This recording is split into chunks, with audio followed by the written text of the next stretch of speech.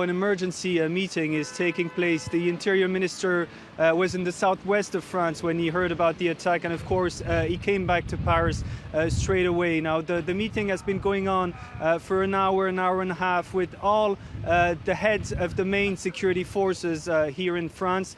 We don't know yet if a statement, an official statement will be made at the end of the meeting. We're still waiting for that information. You heard Bernard Cazeneuve, the Prime Minister, that this looked very much like a terrorist attack, the attack that took place at the Louvre this morning, but there's still no official definitive confirmation that this is indeed a terrorist attack. And this might be the case here at the Interior Ministry later, but we can't be sure of that.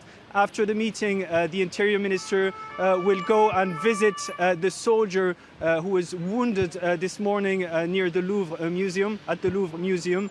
And this is pretty much what we know about the schedule of the Interior Minister for this afternoon. Now, as you said, the suspect hasn't yet been identified. A second suspect was reportedly taken into custody. What more do we know about him?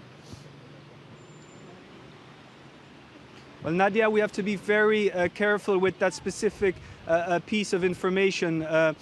According to the latest details we got about that arrest, this suspect, there is absolutely no evidence for the moment that this suspect is involved in the attack that took place this morning. And as you can imagine, the situation was very tense right after the attack on the site, at the site of the attack. So anything could have happened at that very moment. And for the moment, again, there is no evidence that this second suspect, is involved. And France has been the repeated target of deadly attacks for the past 2 years, including knife attacks. The country is still under a state of emergency. How does that translate on the ground? Well, the first very visible measure is that 7,000 soldiers, members of the French military forces, have been deployed all across the country, and it could be up to 10,000 soldiers if need be. Also, security has been reinforced in all major strategic sites all across the country as well. This includes, of course, all the public transport facilities, the airports, the train stations, for example.